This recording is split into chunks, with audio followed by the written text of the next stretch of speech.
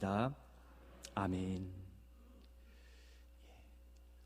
오늘 함께 예배드리는 여러분들을 환영합니다. 오늘 이 설교 제목이 있죠. 함께 읽으시며 우리 안에 소망을 품으면 좋겠습니다. 함께 말씀의 제목 같이 읽겠습니다. 예수님 안에 있는 행복. 어떤 단어가 눈에 들어오십니까? 여러분은 행복하십니까? 표정들이 더 밝아지셨어요. 역시 우리 행복은 우리 안에서 힘이 되어지는데, 그런데 진짜 행복은 여러분 어디에 있습니까?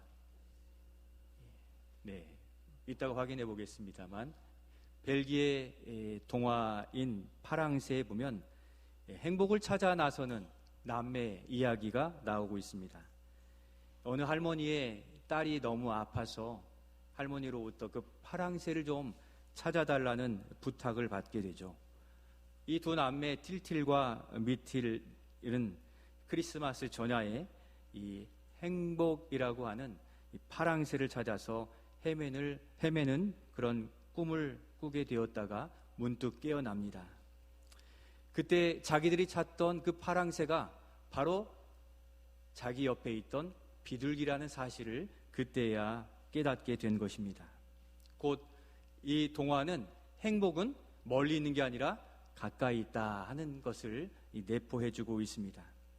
실제 우리의 생활 속에서도 행복을 찾지만 행복은 저 멀리 있는 게 아니라 곁에 있는 것을 많이 경험하게 되는데, 실제 진짜 행복은 오늘 이 시간에도 우리 곁에서 찾아볼 수 있기에 여기 계신 우리 모든 성도님들과 또 우리 방문하시고 함께하는 모든 지체들이 그 행복을 찾아볼 수 있기를 소원합니다.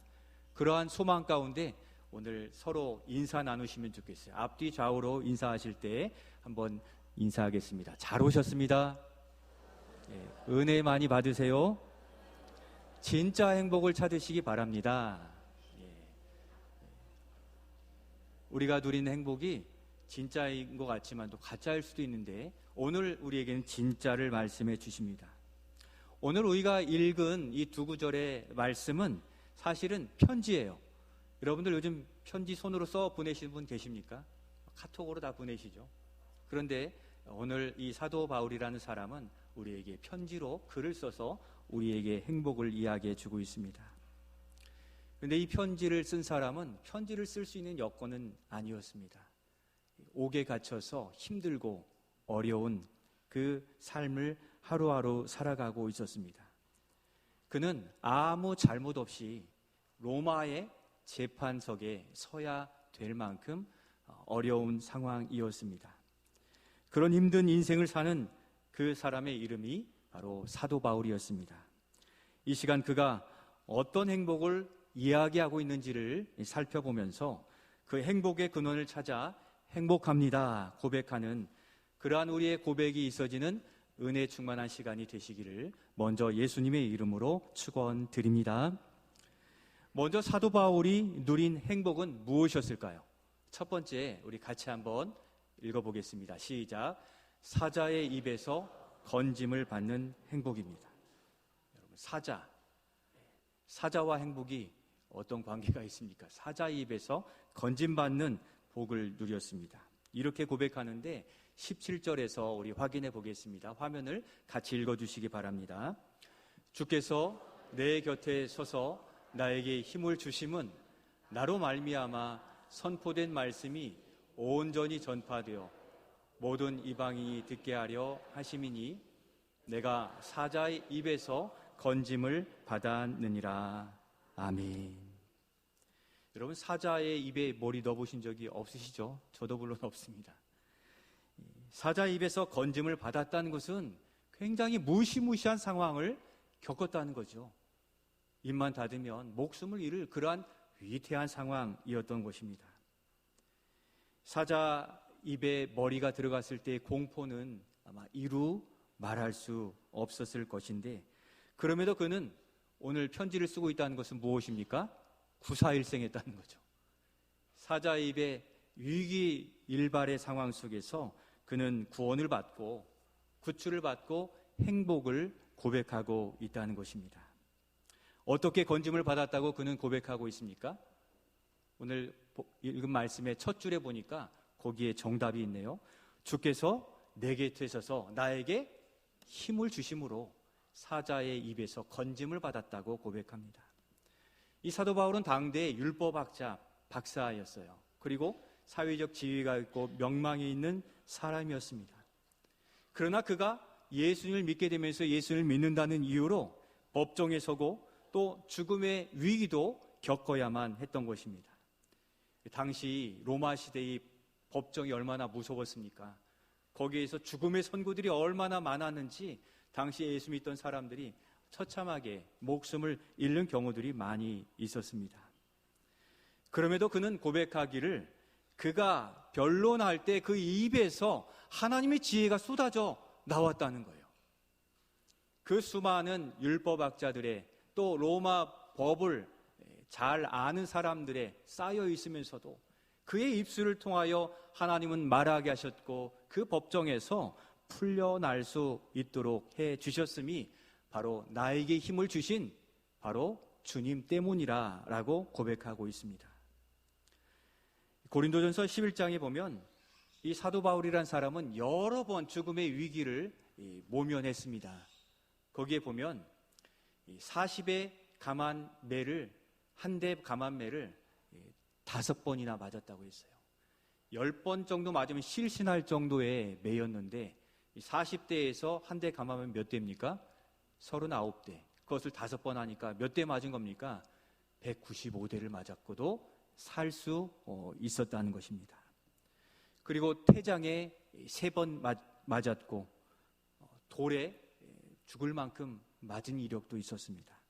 또 강풍에 배가 부서져 파손되어 죽음의 위기도 겪었다고 하고 또 강도의 위험, 여러 위험은 말할 수 없이 겪었는데 그 죽음의 위기 속에서 그가 살아난 것은 누구 때문이라고 고백합니까? 나에게 힘을 주심은 내 곁에 서신 주님 때문에 살아나게 되었다라고 고백하는 겁니다. 그는 위기 탈출하여 안전합니다, 감사합니다, 행복합니다, 우리에게 이 시간 잘 들으세요라고 증언해 주고 있습니다. 왜 그렇게 살아났고 행복합니까? 아시겠죠? 화면을 보고 다시 한번 우리도 그와 같은 마음이 그와 같은 삶이 되기를 바라면서 같이 한번 읽겠습니다. 넘겨주시죠. 예, 같이 읽겠습니다. 주 예수님께서 내 곁에 서서 나에게 힘을 주심으로 그가 살아났고 건짐받고 행복할 이유 바로 그 곁에 계시는 예수님께서 그를 지키시고 돌보아 주셨기 때문이라고 말하고 있습니다. 사랑하는 성도 여러분, 또 여러분들, 우리 예수님이 십자가에 달리신 것은 들으셔서 이렇게 아시죠? 그러면 죽으셨다면 이 사도 바울이 고백하는 것처럼 예수님이 옆에 서 계실 수 있습니까? 없습니까? 없죠. 그런데 죽은 뒤에 그 스토리는 여러분 잘 아십니까? 죽은 뒤에 무덤에 사흘 동안 장사되었을 때 하나님께서는 하나님의 사랑하시는 그 아들 예수님을 천사들을 보내어 무덤 문을 열고 거기에 생명을 불어넣어 다시 살리셨는데 그것을 두 자로 말하면 뭐라고 표현합니까? 따라해 주시오. 부활. 다시 살아난 부활하심으로 지금 고통과 어려움 중에 있는 사도 바울 곁에 서서 그 돌에 맞는 상황, 또 매에 맞는 상황, 법정의 상황 속에서도 도우심으로 그가 살아날 수 있도록 도우셨다는 이 사실이 우리의 마음에 믿어지는 은혜가 우리 안에 충만히 임하여지시기를 소원합니다. 그것이 들음에서 믿음이 되는 것이거든요. 실제 그런 경우가 우리 주변에도 있습니다. 몇 주 전에 우리 교회의 강 집사님이 횡단보도를 건너다가 교통사고를 당하셨어요. 그래서 병원에 입원하셨는데 신방을 한번 갔다가 다시 한번 갔더니 많이 좋아지셨고 이렇게 얘기를 해요. 옆에 간호하시는 이 집사님에게 그렇게 얘기하세요. 그때 당시 나 혼자 횡단보도를 건너고 있어서 망정이지 둘 다 같이 건넜더라면 둘 다 누워있을 것 아니냐. 아픈 사람이 여러분 이렇게 농담하실 수 있습니까? 그만큼 그 중한 어려움 속에서도 이 주님의 치료의 은혜를 입어 회복했다는 그러한 믿음의 고백이거든요. 하나님은 살아계셔서 우리의 힘들고 어려운 상황 속에 늘 지켜보시며 돌보시는 주님이심을 믿고 신앙생활 하실 수 있기를 소원합니다.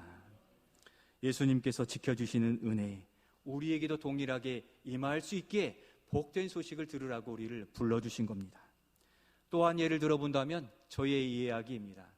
제가 미국에서 한 13, 14년 전에 우리 가족들이 다 유학하고 있었습니다. 그러니까 유학 생활을 하고 있었으니 그 경제적인 형편은 많이 좋지는 않았습니다. 그래서 학교에서 제공하는 청소 알바를 했어요. 근데 그 시간이 언제 시작하냐면 밤 10시부터 새벽 2시까지예요. 캄캄한 밤이 되어서 이제 아내와 가족들에게 나 갔다 올게 하고 인사하고 나와서 학교 앞에 이제 이르러서 학교로 들어가야 되는데 횡단보도 4차선 도로예요. 4차선 횡단보도를 건너 학교로 들어가야 되는 그러한 깜깜한 밤이었습니다. 좌우를 살펴보고 차가 없어서 횡단보도를 중간쯤 건너는데 갑자기 빠른 속도로 달려오는 불을 확 켠 자동차가 제 앞에 달려오고 있는 것을 보았습니다. 그 속도가 제가 감당할 수 없겠구나 하는 것을 느꼈어요. 제 마음에 어떤 마음이 들었냐면 마치 영화 속의 한 장면이 떠오르면서 이게 죽는 때인가 보다.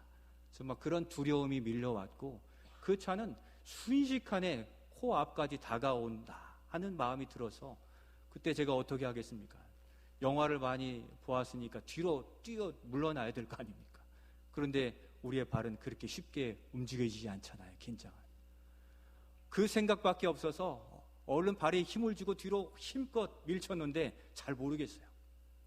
그 차와 제가 하는 행동 속에서 순식간에 지나갔지만 저는 뒤에 나가 떨어졌습니다. 어떻게 떨어졌을까요? 차가 저를 친 것은 아니고 제가 힘껏 밀어서 뒤로 넘어지게 되었고 그 차는 급정거하는 소리를 들으면서 그 차가 오른쪽으로 꺾었는지 그 10m 정도 한 50m 정도 지나가면서 급브레이크를 밟으면서 멈추었습니다. 눈을 떴는데 그게 보이니까 살아있는 거죠. 살아있는 순간이었고 그 순간 저도 두려워서 얼른 일어나서 인도 쪽으로 빨리 뛰어나갔고 그 차에서 어느 건장한 남성이 내리면서 저에게 막 달려오는 거예요. 저에게 화를 낼 줄 알았습니다. 막 달려와서 사정 앞뒤를 볼 것도 없이 그분이 멕시코의 중년의 남자분이었는데 그분과 제가 눈이 마주치는 순간 그냥 달려들고 얼싸안고서 너무 감사를 고백하면서 살려주셨습니다. 그렇게 고백했어요. Oh God, thank you. This is miracle. 제가 아는 영어만 하더라고요. 그래서 너무 감사했는데 너무 감사했고 하나님의 은혜입니다. 있을 수 없는 일입니다. 그가 계속 고백하는데 정말 있을 수 없을 만큼 저는 죽었다 생각했는데 살아나게 되었는데 그래서 오늘 여러분들을 만날 수 있게 된 겁니다.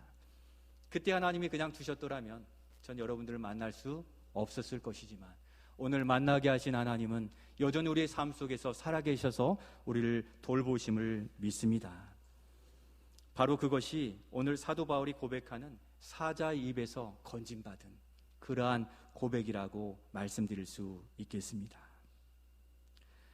저도 너무 놀란 마음에 어찌할 바를 모르고 그 밤에 전화기를 들고 제 아내에게 전화를 했어요.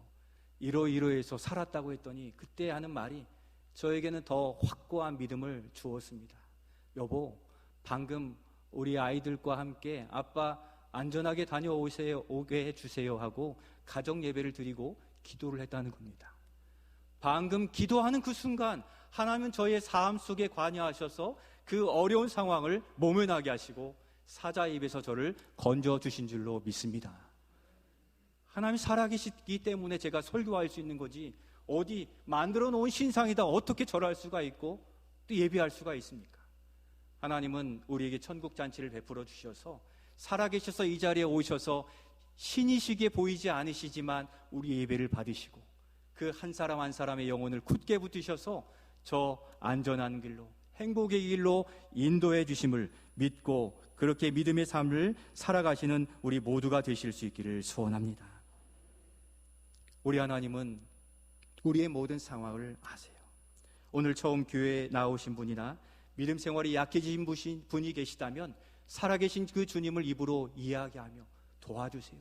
붙들어 주세요. 고백하실 수 있기를 소원합니다. 물론 우리의 상황이 다 다르기 때문에 우리에게 주시는 은혜의 때는 다 달라요. 지금이 될 수 있고 나중이 될 수 있지만 하나님 우리의 상황을 아시고 건져주신 하나님을 이 시간 우리 모두가 믿고 믿음 생활을 더욱 굳게 해 가시기를 예수님의 이름으로 축원드립니다. 그러면 우리는 이 사도 바울의 고백과 몇 가지 생활 이야기 속에서 발견하게 되는 것은 무엇입니까? 두 번째, 우리 같이 한번 읽겠습니다. 예수님 안에 천국 행복이 있습니다. 누구 안에 천국 행복이 있습니까? 예수님 안에 있다는 겁니다. 다음의 말씀에서 이 사도 바울의 쓴 편지의 영적 분위기를 읽어낼 수가 있습니다. 우리 18절 말씀 우리 같이 한번 읽겠습니다. 주께서 나를 모든 악한 일에서 건져내시고 또 그의 천국에 들어가도록 구원하시리니 그에게 영광이 세세 무궁토록 있을지어다. 아멘. 우리에게 편지를 쓰는 이 사도 바울의 영적인 상태는 어떻습니까? 그의 인생에 근심 걱정이 없습니다 하는 확신의 고백입니다. 내 평생의 어려움은 겪을 수 있을 것이지만 그럼에도 평안합니다. 그럼에도 안전합니다를 우리는 읽어낼 수 있다는 겁니다. 많은 사람들이 노후를 준비하는데 불안하다 또 힘들다는 얘기가 끊이지 않고 나오고 있습니다. 젊은 세대가 갈수록 더 암담한 미래를 이야기합니다. 그러나 그러한 불안을 이겨내기 위해서는 정말 준비되어져야 될 것이 준비될 때 이겨낼 수 있는 것입니다. 수많은 어려움을 겪어온 사도 바울, 앞으로도 그런 어려움을 겪을 것을 훤히 알고 있는데 그가 하나님을 찬양하며 평안과 안전 속에 흔들림 없을 수 있었던 것은 천국을 소유한 부유한 사람이기에 어려움도 이겨낼 수 있었다는 겁니다. 노후를 준비해야 한다 거듭 강조하는 시대지만 가장 시급하게 준비해야 될 것은 사도 바울의 고백과 같이 우리가 죽어서 가야 될 이 땅에서 누릴 천국인 줄로 믿습니다. 천국에 들어가도록 구원하시리니 이 말씀을 우리에게 전해주고 싶은 것입니다. 사도 바울은 천국에 들어가는 확신 가운데 있기에 오늘의 어려움, 절망, 불안한 미래에 대해서도 불안해하지 않고 견딜 수 있다는 것입니다. 여러분, 그러면 천국은 어떤 사람이 들어갈 수가 있습니까? 모든 사람은 죽게 되면 심판대 앞에 서게 되어 있습니다. 모든 사람은 죽는 것이 한번 정해진 것이요 그 후에는 심판이 있으리니라고 분명히 말씀하고 계십니다. 심판대 앞에서 죄 없는 자는 예수님을 믿음으로 천국으로, 죄에 있는 자는 죄 사함을 받지 못한 자들은 영벌, 영원한 형벌인 지옥에 갈 수밖에 없는 운명에 처하게 된 것인데 하나님께서는 그 죄 사함 받을 길이 없는 인생을 향하여 죄를 용서해 주실 예수님을 이 땅에 보내시고 믿기만 하면 그 죄를 사해 주심으로 심판대 앞에서 심판을 면하고 천국 가는 길을 우리에게 허락해 주셨다는 사실입니다. 이 세상에 아무리 많은 은금 보화를 쌓아도 많은 그룹의 총수들이 다 놓고 가는 인생이에요. 심판대 앞에 서는 인생입니다. 사랑하는 성도 여러분, 또 함께 예배드린 여러분들, 나의 죄를 아직 용서받는 길을 찾지 못했더라면 나의 죄를 위해 십자가에 달리신 그 예수 그리스도, 그 이름을 귀하게 여기고 그 이름을 믿고 죄 사함 받는 구원의 은혜를 누리는 우리 모두가 되실 수 있기를 소원합니다. 이것이 어떻게 가능하냐고 하지만 하나님 그것을 우리에게 구원의 방법으로 주셨거든요. 세상은 어디에 가입하려면 골프 회원권도 막 몇 천만 원씩 하더라고요. 그런 거 요구하지 않으세요. 다만 하나님께서는 보내신 아들 예수님을 믿기만 하면 우리에게 하나님의 구원의 은총을 허락해 주시기에 이렇게 예수의 이름이 우리에게 가장 귀한 이름으로 붙들고 살아가시는 우리 모두가 되실 수 있기를 소원합니다.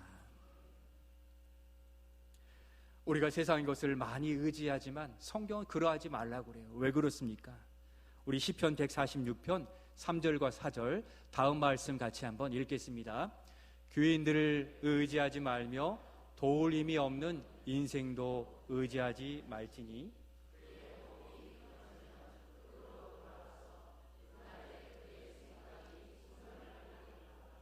아멘. 보세요. 세상 것의 특징은 무엇입니까? 세월이 가면 우리도 늙고 후패해져요. 세월이 가면 내가 가져봤던 부와 명예도 다 빠져나가고 결국은 흙으로 돌아가서 다 소멸하게 된다. 붙들 것이 없다라고 이야기하고 있습니다. 그러면 우리가 이 땅 이것도 소유하지 못하였는데 어떻게 천국에 들어가고 천국을 소유할 수 있습니까? 방법이 있습니까? 있다는 것입니다. 하나님께서는 그 방법을 우리에게 약속해 주셨는데, 여러분, 부모의 유산은 누가 상속하게 되죠? 자녀가 상속하게 됩니다. 그렇듯 천국이 누구에게 상속되어지는가, 그 특권을 누구에게 주시는가를 우리에게 말씀해 주십니다. 요한복음 1장 12절 말씀, 여러분들의 가장 귀한 말씀으로 한번 받아 읽어주시면 좋겠습니다. 같이 읽겠습니다.